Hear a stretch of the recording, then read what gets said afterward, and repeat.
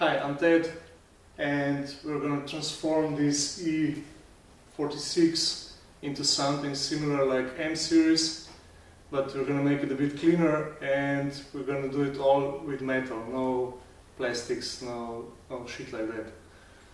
First off, we're going to start with some nice wheels.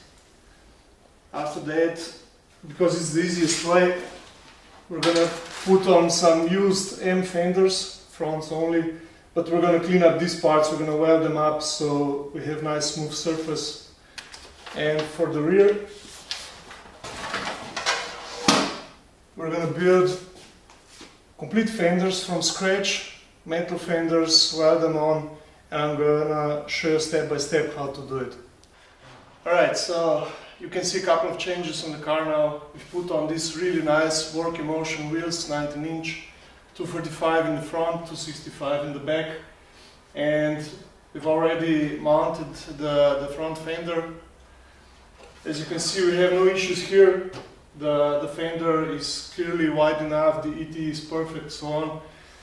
And we have already closed the grille on the right side, and now I'm going to show you how to do that.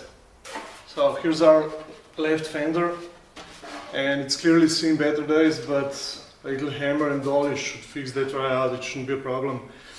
Now the main thing on this car is that the owner wants it to be more German look, so that means clean out everything that's not necessary, and this also means that we have to cut out and fill out the holes for grills and side trim and so on.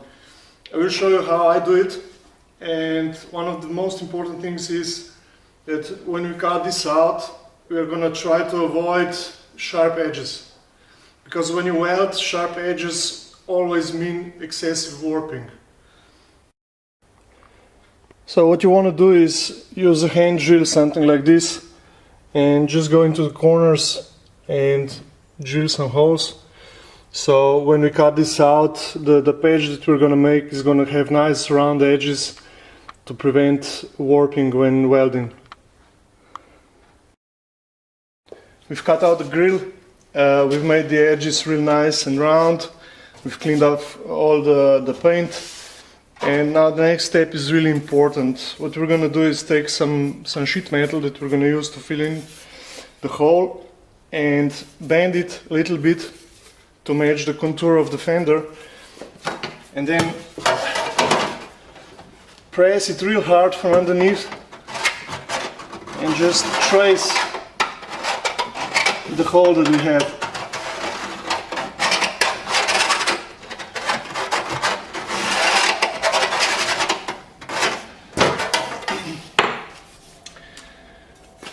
Why this is so important is that we want to make the patch that fits in so snugly so I can weld it without adding any material.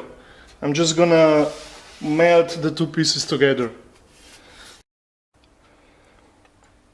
Here we go. This is not finished yet.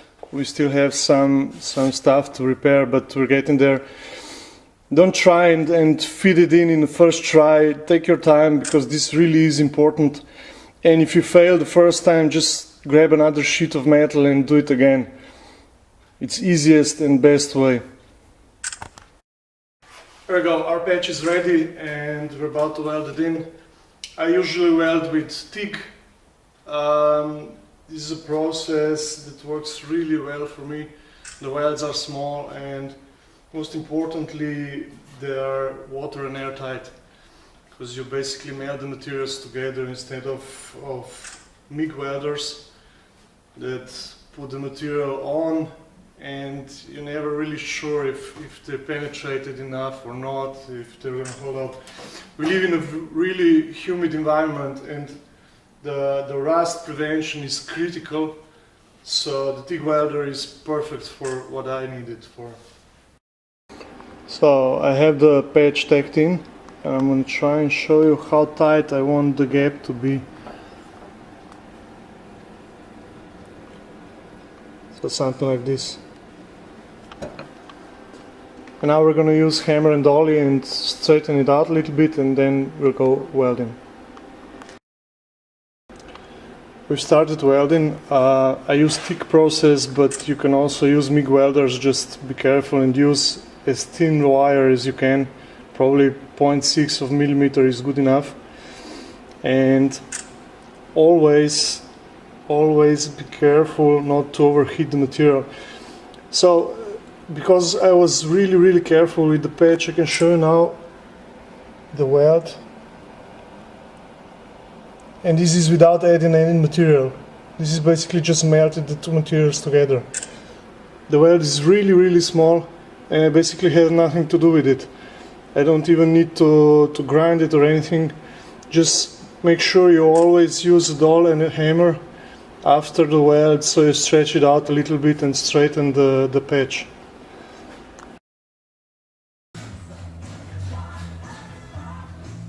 So I've grounded the welds. This took me just about 20 seconds, no more. And now we're gonna hammer it a little bit to get it into the right shape. Alright, so we have our patch finished. It looks pretty good. The damage is gonna be repaired on the car. It's much easier because the fender will stay still. At the end, let me show you the fenders. This is the one that was crashed. I hammered it out. Still have a little bit of work to do, but shouldn't take me long. And the other one that's actually finished, cleaned up, all the holes welded, has a nice clean look, and it's ready for primer now. So now we're going to move on to the rear fenders and rebuild them from scratch.